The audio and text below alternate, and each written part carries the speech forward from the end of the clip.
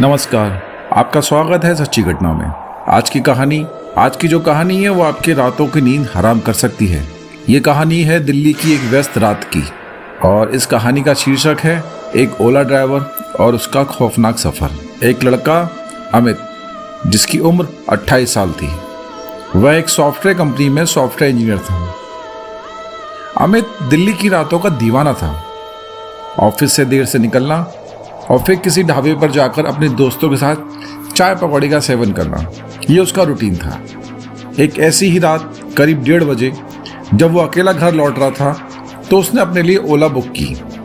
कुछ ही मिनटों में उसकी ओला एप्लीकेशन पर उसकी बुक करी गाड़ी की डिटेल, गाड़ी का नंबर और ड्राइवर का नाम अमित, वो मैसेज आया। अभी वो मैसेज पढ़ ही रहा था कि तभी अचानक से गाड़ी उसके आगे रुकी। अमित यह सोचने लगा कि मैंने तो ओला अभी बुक करी है और ओला एप्लीकेशन के हिसाब से ये गाड़ी 10 मिनट के बाद मेरे पास आनी थी।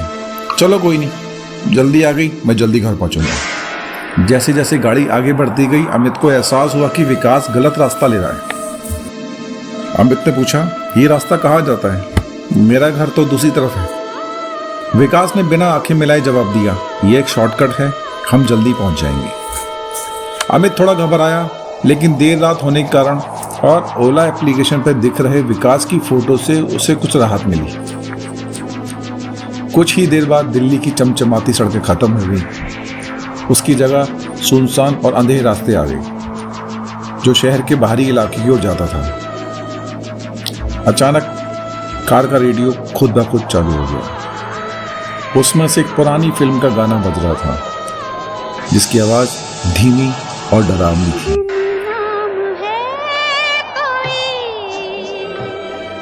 गाना खत्म होते ही कार की स्पीड तेजी से बढ़ गई। अमित घबरा गया और चिल्लाया, क्या कर रहे हो? गाड़ी धीमे चलाओ। लेकिन ओला ड्राइवर विकास ने कोई प्रतिक्रिया नहीं दी। कुछ देर बाद कार एक पुरानी फैक्ट्री के सामने रुकी। फैक्ट्री बहुत ही जर्जर और टूटी हुई हालत में थी। ऐसा लग रहा था मानो सालों से बंद हो। उस समय अमित डर के मारे कांप रहा था। तभी विकास ने धीमी आवाज में कहा, आप यहीं उतर जाएं। डरते हुए अमित गाड़ी से बाहर निकलने ही वाला था कि उसने विकास को ध्यान से देखा। विकास की आंखें पूरी तरह सफेद हो चुकी थी और उसके चेहरे पर एक भयानक सी मुस्कान थी। यह देखकर अमित चीखने लगा और भागने की कोशिश की, लेकिन अचानक उसे लगा जैसे कोई अदृश्य ताकत उसे गाड़ी से बाहर आने के लिए रोक रही है। ओला ड्राइवर विकास धीरे धीरे कार से बाहर निकला।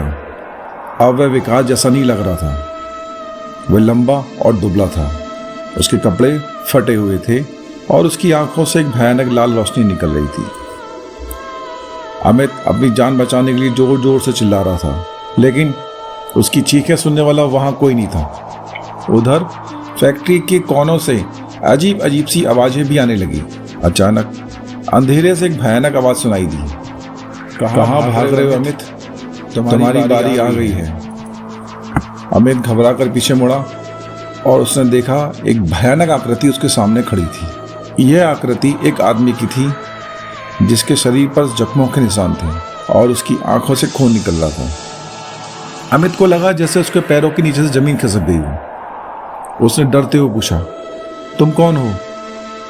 आकृति ने कहा, मैं निर्मल हूं, तुम्हारा दोस्त। याद है? अमित को याद आया कि कुछ साल पहले निर्मल नाम का उसका एक दोस्त था जो इसी फैक्ट्री में काम करता था, लेकिन वो तो मर चुका है। निर्मल ने आगे कहा, ओला ड्राइवर विकास ने मुझे मारा था और तुमने भी मुझे धोखा दिया था। अब मैं बदला लेने आया हूं।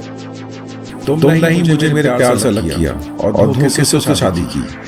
धोखेबाज हो तुम। अमित यह सुनते ही चिल्लाते हुए भागने लगा, लेकिन निर्मल ने भागते हुए अमित की पीठ पकड़ ली। अमित को लगा जैसे कोई उसे खींच रहा है। निर्मल ने भारी आवाज में कहा, तुम भाग नहीं सकते, तुम्हारी बारी आ गई है। अचानक अमित को एक हल्की रोशनी दिखाई दी। उसने देखा एक बूढ़ी औरत उसके सामने खड़ी थी। बूढ़ी औरत ने कहा, छोड़ दे उसे निर्मल, तूने अपने खूनी को मार के अपना बदला तो ले ही चुका है।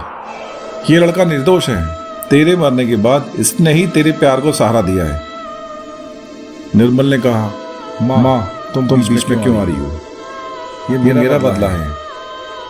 बूढ़ी औरत ने कहा, यह बदला नहीं है, यह हत्या है और तुम ऐसा नहीं कर सकते। निर्मल कुछ देर खामोश रहा, फिर उसने कहा, ठीक है। और वो ये कहते हुए धीरे धीरे अंधेरे में घुलने लगा, मानो कि जैसे वो धुआं बन गया। बेटा भाग जाओ यहाँ से जल्दी भाग जाओ। अमित को समझ नहीं आ रहा था कि वो क्या हो रहा है। वह औरत कौन थी, लेकिन वो जानता था कि उसे और देर नहीं करनी चाहिए। उसने एक आखिरी नजर उस औरत की तरफ डाली और फिर वहां से भाग निकला। अमित बिना रुके दौड़ता रहा। उसकी सांसें फूल रही थी, टांगें जल रही थी, लेकिन वो नहीं रुका। वह नहीं जानता था कि वह कहाँ जा रहा है। उसे सिर्फ यह पता था कि उसे उस जगह से बहुत दूर जाना है। बहुत देर बाद जब उसे लगा कि वह काफी दूर निकल आया है, तब जाकर रुका, सांस ली। अब वह एक सुनसान सड़क पर था। दूर से ही गाड़ियों की आवाज़ें सुनाई दे रही थी। उसने अपना फ़ोन निकाला, लेकिन बैटरी ख़त्म हो चुकी थी। उसे यकीन नहीं हो रहा था कि जो भी कुछ हुआ आज वो सच था या सपना। थोड़ी दूर चलने के बाद आखिरकार उसे एक रिक्शा मिला।